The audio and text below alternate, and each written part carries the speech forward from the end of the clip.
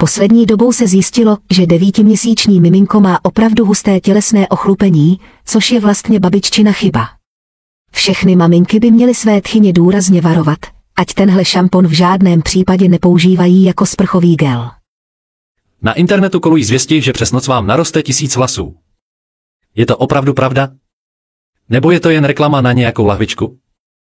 Pokud jste to skutečně vyzkoušeli, tak dobře poslouchejte. Naroste vám minimálně 1000 nových vlasů, nekecám. Opravdu se neodvažuji používat jiné šampony. Když vyjdu ven, ostatní říkají, že vypadám jako 8letý školák. Pro ty, kteří prožívají vypadávání vlasů, mohu nabídnout bezplatnou zkušební příležitost. Věřím své metodě a svým schopnostem. S mou metodou vám určitě dokážu pomoci. Zpočátku jsem ho plánoval používat s běžnou frekvencí, ale nečekal jsem, že účinek bude tak zřetelný. Dal mým vlasům nový život a teď se bez něj prostě neobejdu. Nikdy jsem si nepředstavoval, že bude tak užitečný. Mít si s ním vlasy je jako používat tonikum. Věřte mi, je to pravda, nikdy jsem si nemyslel, že šampon může být tak dokonalý.